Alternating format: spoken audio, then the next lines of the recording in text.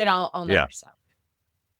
Dave, what about you? Do you have a memorable Well, project? I would say the race bike.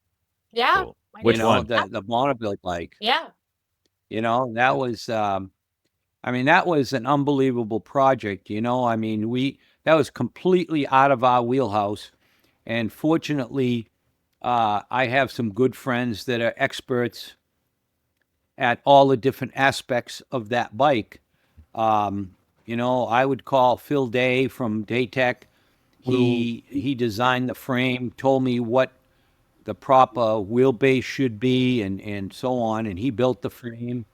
And then, of course, Dan Thayer guided us completely, with the engine and the fuel injection and everything. And then Bert Baker, helped us with the transmission.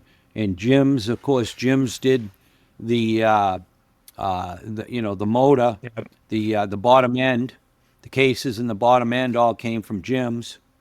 And so I was on the phone for 3 months when we started building that bike after Cincinnati, the Cincinnati Dealer Show. And so we actually built that bike in 3 or 4 months. And I was on the phone every single day, talking to people, Right.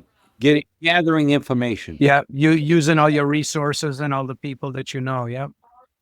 We had the most Right. man hours, the most labor in that motorcycle than we ever have in any motorcycle by far. Wow. Like by a Makes lot. sense. Yeah. And that Jeez. bike Yeah. too, like when we went to mount the body, I was every day sitting on that bike and making sure that the brackets weren't in where my feet were, that my elbows could stay tucked.